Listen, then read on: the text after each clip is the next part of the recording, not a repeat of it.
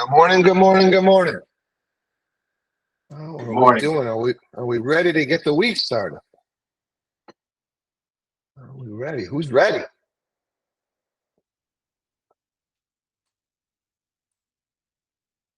We got to do better than that. Who is ready? You got to hit the microphone button that has the line through it. And you got to give me something. Holy moly. People, we got to come to this call with some more energy. How about somebody share something good going in their world? What you guys got going good? Got it. I was listening to town hall meetings all morning, so I feel like I've been on this call for hours. Those are pretty, they're pretty important, but they're pretty boring. So those can be difficult to get through. So yeah, no worries. No worries. Who had an amazing weekend? Somebody put a deal together? Anybody put a deal together over the weekend?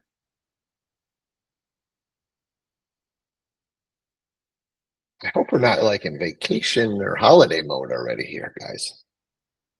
This is not the way I wanted to start our Monday morning. There were tons of offers that came through for review, so there's got to be some people that were writing offers. Moving and shaking. Yeah, let's do this. I want to play. Let's see here. I think I sent it to myself. Where did I send it?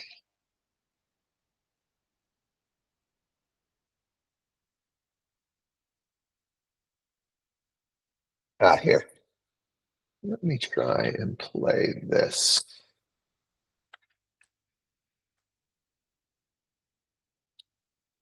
A little ditty here. This is probably going to end up opening in another tab, so this actually isn't going to work. Yeah, that's what I thought. All right, so I actually got to share that other tab.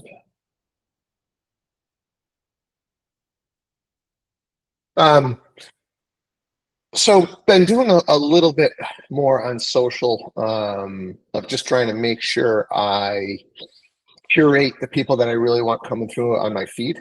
And so if you guys aren't familiar with how you want to do that, obviously who you follow, what you watch, what you click on, is going to tell the algorithm obviously what to feed you, and moving forward, I want to be a little bit more out in the public about what we're doing, what we're building, and how we're doing it.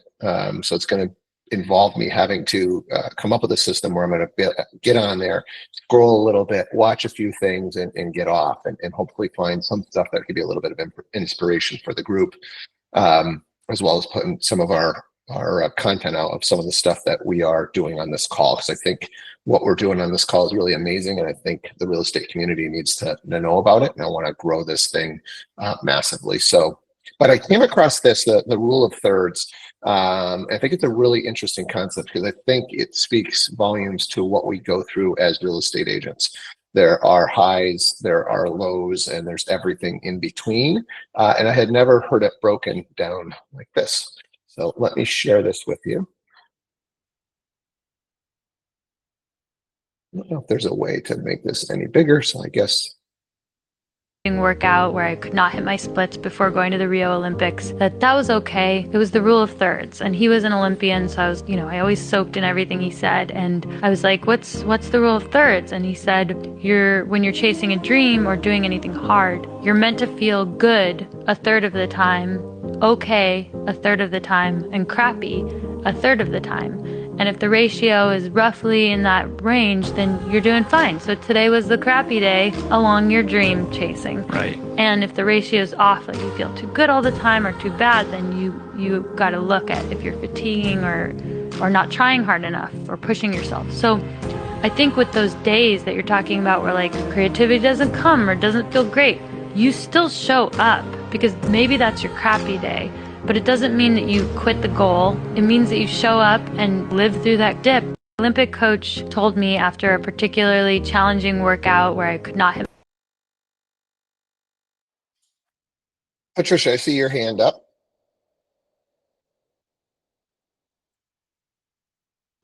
There My you go. mistake. I'm sorry.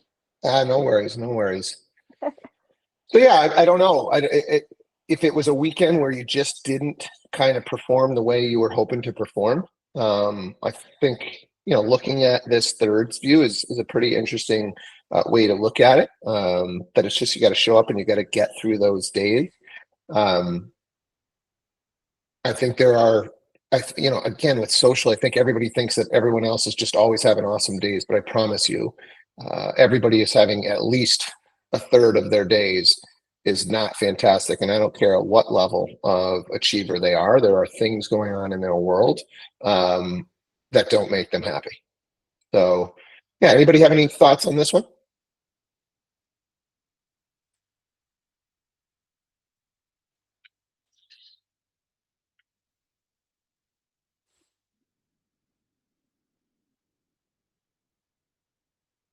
How about just a show of hands? Who had heard of this concept of kind of a mental model to look at the world and look at your day? Had anybody heard of this one before?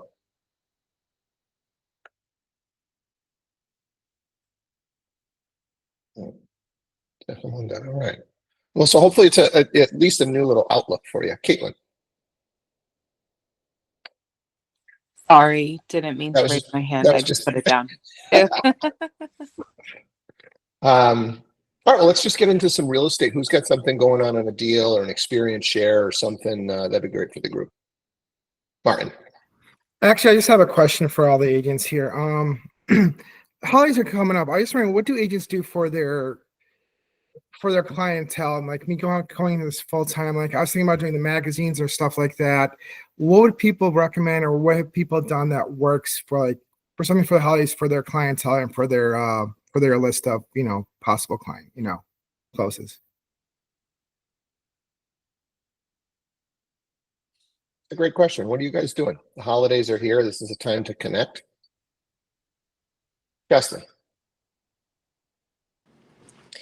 I like to do send out cards because they you can design like your own holiday cards, and they send like a little box of caramels or cookies or whatever it is, and it's just like a little Merry Christmas. You can make it like super holiday themed, and in my opinion they're relatively inexpensive, and it is just like a little gift or a little thank you. Either that or just like small gift cards like Starbucks cards or something. Happy holidays to the family, those kind of things.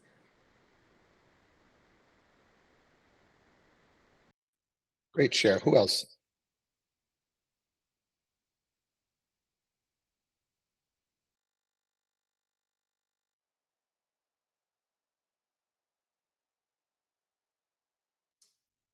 Did somebody try and raise their hand? I heard the ding, but I don't see a hand up. Oh, Jeff and Linda. You might want to look into this. Reminder Media has an absolutely stunning publication that they put out. It's a gorgeous magazine. It's visually beautiful, and you get to customize it so that you're kind of all over the thing. You get to write a salutation, like when you open the magazine, there's a personal note from you to your friends and clients, and then they give you some options on some inserts you can put in, like a fabulous recipe. It's a gorgeous publication that people are going to want to. It's like a coffee table publication, and it's a wonderful, very special thing to send out for a holiday, and it's going to keep you. It's a very elevated send, and I think each magazine is. It's a little less than $5 per magazine. And so if you've got, and I don't know if they have a minimum requirement on that, but it's just gorgeous, and it really is a standout. Yeah. So, and it's You through. have to, on that one, Linda, do you have to do multiple iterations, or could you literally just do You one? can just, sure, you Just can one. just do one. So they have an offering where you can have these magazines sent out, I think every other month. But if you just want to do once annually, by all means. And so, you send them your list, and they put the whole thing together, and it's very gorgeous. And you can look on their website so you can see an example of it, of the magazine. But it's a very special and unique send, and and you don't have to send anything. They do it all for you. So it's but you do get to to semi customize it so that your people are getting a lovely message from you, and it's just a beautiful. It really is like something that somebody would be excited to receive in the mail. Awesome. Thank you. Martin, did you have a follow-up on that, or? Yeah, that's exactly who I'm actually using. So thank you for that. So I wanted to make sure I'm getting my money's worth. So thanks. I appreciate it. 'Cause that's Oh, you exactly, most assuredly are. Yeah, yeah, yeah. It's a very, very good send. So great, good. Amber? Yeah, I was going to say that I do use Reminder Media. I use them for magazines, I use them for postcards, and I use them for social media management. And you actually have to do a minimum of 50 magazines, but it's customizable. They are really wonderful. Keely? Yeah, just piggybacking off of what Amber said as well. I do them as well. So this one for fall, I sent out to all my clients, and then I also keep them in my car. So, for instance, like I went to the doctor's office and I said, hey, is this okay if I leave this here for people to read? And then I also, going into the barber shop, I mean, with my boys, I left, hey, is this okay if I leave this here, some cards? And, just I haven't gotten anything back from it per se, but at the end of the day, I'm just putting it out there as much as possible. Margaret, it's Reminder Media. Reminder Media. Amber? I just wanted to say, so there is the minimum of 50. And what Keely was saying, you can have some sent to you. So you can like give them a list of 40 people and then get 10 sent to you and then use those 10 however you'd like. Sometimes I bring them to open houses and do things like that. Or if I go into doctor's office, sometimes I'll leave my magazine on the table, things like that. So there's other things you could do with them besides send them to people. Awesome. Yeah, Steve, Who else these is- things too are great because the fact that they're not just postcards that people pick out of the mailbox and throw them in the trash before they get in the house. They're full-on magazines, and they're great as coffee table magazines. We've had comments from some of our clients that these things will sit around on their tables for a while. So it's something that actually will stay in touch and resonate with these people because there's articles inside. The customizable stuff in it. You can customize the inside cover with a personal message to them. You can add in, there's a couple tearaways that come within the magazine for you to put in there too. It could be a recipe, for a cocktail, for an appetizer for the holidays, or whatever it may be. But yeah, there's some personal touches that you can put on it. And usually like there's a travel place inside. So it's not just a real estate magazine. It's really more of kind of American lifestyle is what it's called. And that's just one of the iterations of the magazine that they have. But like I said, they're great because they hang around for a while with your face and information on it. It's great. Yeah, I think in general, when it comes to this stuff, it's really having a process. If you guys were to go out, and I'm just saying, the minimum's 50 at $5, so it's going to cost you $250 for that first 50. If that's all you're going to do is send out 50 magazines and expect that you're going to get all kinds of business from it, it's not going to, that's the I don't know, the prey method, right? You've got to come up with a consistent process. And so I think one of the things about like a Reminder Media is maybe you could just set a quarterly type of thing. Hey, I'm going to do one, in the spring and maybe by the seasons or something. So you get 4 hits a year on it. But I would sprinkle in some calls. I think something as simple as just handwritten notes go a really long way. It's going to cost you, I don't know, a quarter for the cards bought in bulk, and then your time to just write a personalized message. These things hit home more than any magazine or anything else like that, in my opinion. And especially if you're on a budget, that is the way to go. We've got the Thanksgiving holiday coming up, and a time to be thankful and grateful for the close sphere that you have. Nothing is going to hit home more than a personalized handwritten note, in my opinion. So who else is doing something you want to share with the group? Meg. So normally around the holidays, I order ornaments for people who have bought houses with me this year.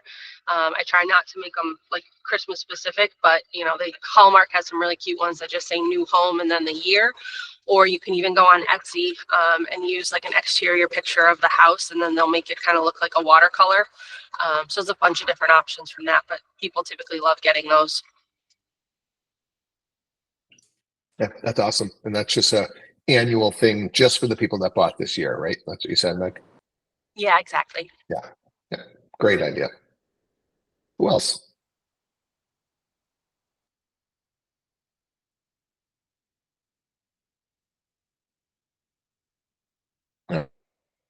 Stuff got thrown out there, so hopefully there's some ideas for you, those of you who haven't decided what you're going to do for the holidays. It's not too late. Who else has got something going on, a deal or an experience share? That'd be good for the group.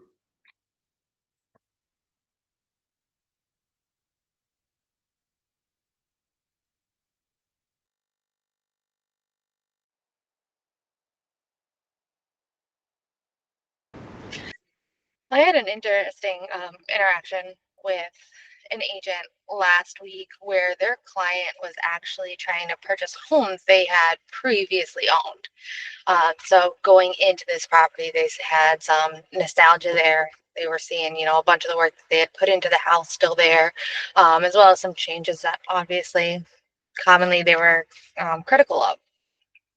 But when it came down to writing the offer, right, and the price that they were willing to put up was like so far off of what it was currently listed at. It's been a couple years since they had owned the home, but they know what they had originally purchased it for. They knew what they had sold it for. And so they couldn't really get past what they were asking for now. So they were offering way under. And obviously it did not get accepted at that price, and kind of angry, right?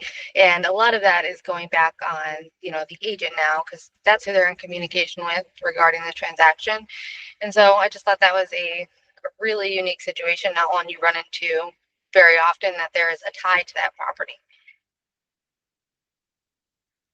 Yeah, I've had that happen a couple of times, and I think it's traditionally been very similar experience, where typically home prices have gone up over the years. So very rarely are they going to get it for what they think it's worth, or just in general, I think people always think it's worth a little bit less and they want to come in under. So those can be difficult, and it's just about managing expectations and then seeing what are their real needs, what are they trying to accomplish with this next purchase, and can we find them something else that actually might meet their needs a little bit better. Good share. Who else has got something? Ooh. I have a cash buyer that he thinks that, he can go under a lot less just because he's cash. And I said, it doesn't work that way. I mean, yes, cash is great and it's a fast transaction, but you really can't, cut the seller's price, that low, because he will take an offer that may have a loan because it's higher. You have to, well, Yeah. I I think just in general with regards to the cash stuff, there are buyers that it's going to be a benefit for, but it's a very small portion of the buyer pool, right? I mean, we've seen these the iBuyers, the cash buyers. They've been in the market for a long time, and I don't know, they're getting 1 to 2% of people that are going to take their offer. So it really takes a special seller that needs the convenience and the quick close, but most people are looking to maximize the dollars that they get out of the transaction, and they're going to be willing to wait for the financing and all that stuff. And can the financing deal fall apart? Of course it can. But like I said, most people are looking to maximize. They don't need the convenience of a quick sale and a kind of a guaranteed sale with the cash. There's much less that can go wrong, especially if they're going to waive the inspections, but the numbers are pretty small. Who else has got something? Martin. So I have a question. So I'm in the middle of a deal and it was never disclosed on MLS that her husband owned the home. Just curious about that. Does it have to be disclosed? There's nothing wrong with the deal, but I'm just curious about that. That's all. I'm concerned what you're looking, or I'm confused on what you're looking to be disclosed. So in the MLS, it doesn't typically say, there's nothing in the listing that says who the owner is. It's just you'd have to go to public record to see who it is. No, but sometimes it says like agent is related or has. Oh, I'm sorry, I missed that. So you're saying the agent is the owner? Well, her husband owns the property. Yeah, then that should have been disclosed. Okay. Yeah. At the end of the day, does it really matter? I can't think of a reason why it really matters. I don't know if somebody else wants to chime in, but yeah, if you guys are taking listings that either you own or you are related to or have a financial interest in, those are the regulations for the licensing. You've got to disclose that stuff. So, can anybody think of a reason, where it actually comes into play on this scenario where there's something that Martin should be concerned about? The fact that it wasn't.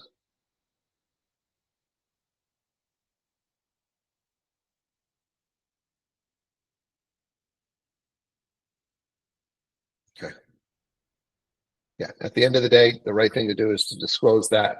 But I'm not sure it's really going to affect the deal. Good question. Who else has got something?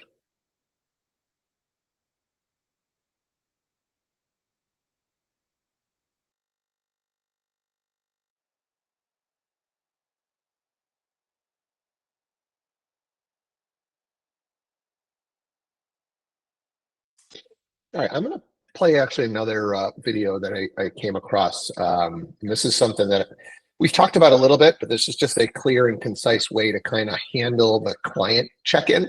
So I thought I'd play it because things are moving a little bit slower, especially now with the holidays coming up. I don't know that listings are going to be flying off the shelf, and definitely market dependent. Some markets are a little bit slower than others. So I just thought this was a nice, clean, concise way to handle your seller situation. So let me play this one for you.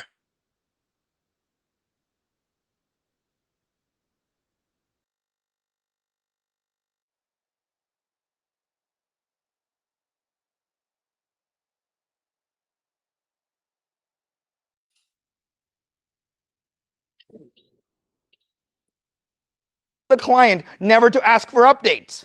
You see, Mr. and Mrs. Client, there's two ways that we do updates for all our private clients. Meaning, don't ask me for update because you set the rules.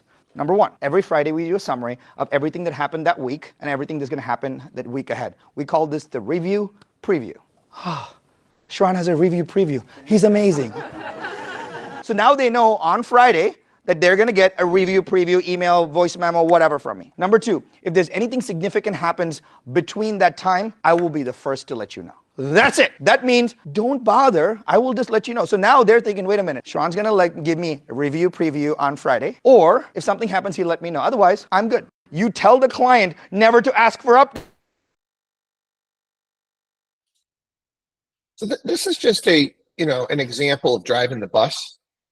This is what I think the pros do, and this is what I think each of you guys should have, in your toolkit. Is you're setting the expectation, you're letting them know, but then you got to actually deliver on it.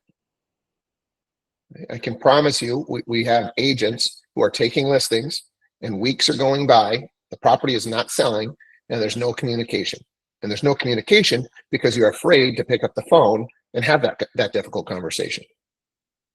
And these things all get easier the better we are at setting the expectations up front, showing days on market, talking to them about their pricing strategies. Hey, we can go with that higher price, but that could mean that we're going to be on the market a little bit longer.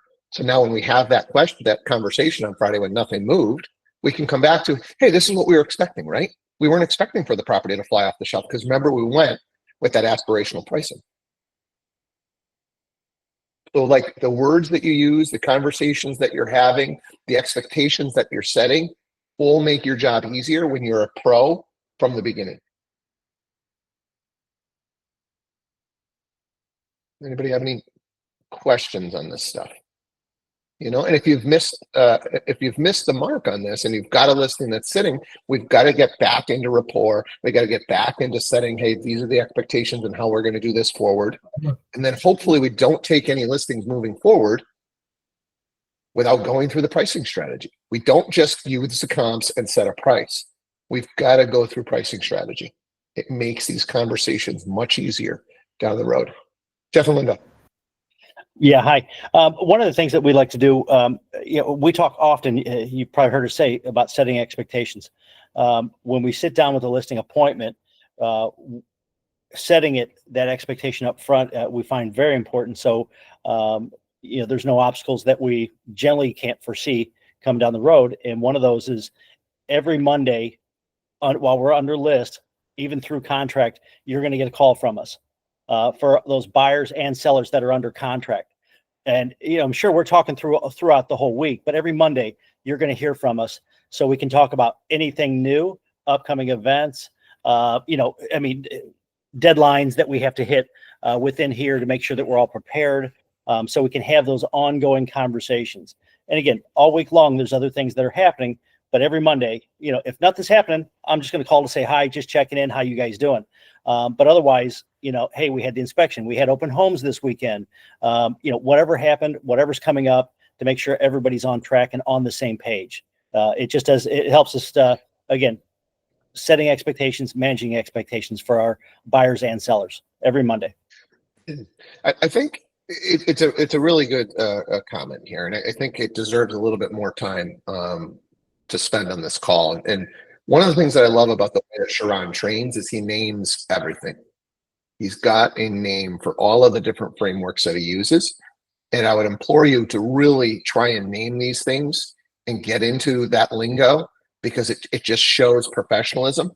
So this review preview is, instead of, hey, I'm just following up or I'm just checking in, right?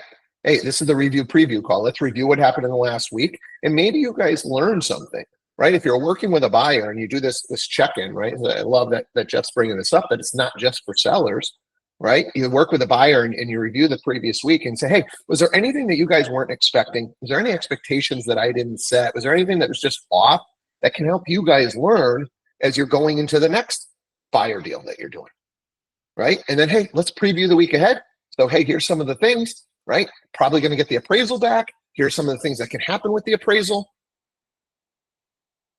right? Hey, we've got closing coming up next week. Here's some things that we got to think about closing. Do you have your movers, ready? Have you been in contact with the attorney? Do you know how much you got to bring to the closing? Right? So just really trying to make this, because it's a super emotional and super chaotic and super stressful process for these buyers and sellers. It just is. They don't do it that often. So reviewing what they did, see if there's anything that you guys could have learned and done better for your next client, and then previewing the week ahead to just kind of settle the nerves, so we're not just all of a sudden we're in the moment and, oh my God. Lauren. What this also does is allows for us to really have a bid schedule, right? So if I know that my Monday is my follow-up from the previous week with all my buyers, that's in my schedule. It then isn't taking up headspace, stressing me out as an agent on worrying whether or not I have followed up with people, because it's happening at the same time every week. Same thing with that, like review preview. If that gets sent out every Friday, I'm then, free Tuesday through Thursday for prospecting, for appointments, for everything else. So if everything has its own time, you're going to be able to handle a lot more transactions with a lot less stress if you set a lot of these things up to sort of an automation. And we see it all the time. I mean, newer agents, they get a couple of deals under and they're super stressed. Yet we've got an experienced agent that can handle 10 pendings at a time, right? And when you're good at 2 and all of a sudden you got 4, you're stressed, right? Because what happens? Some of your systems are breaking down.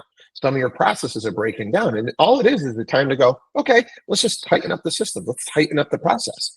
Right. And so you can go from, hey, I can handle 2 pendings to I know what it feels like to handle 4 to I know what it feels like to handle 6 or 8 or 10, and having these processes in place so that you don't get overwhelmed.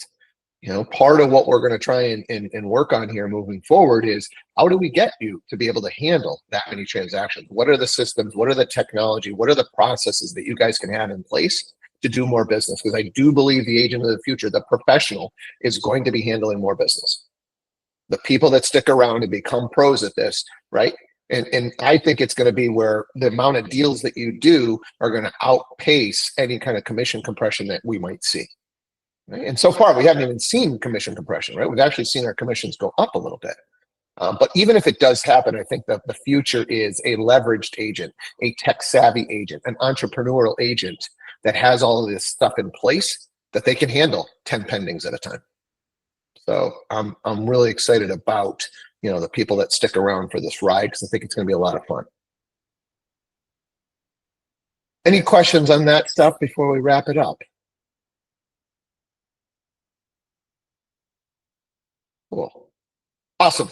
Well, hopefully that was a good start to your week. I'm excited to start mine. Hopefully I'll see some of you guys around the office, and we will do it again tomorrow morning. Take care.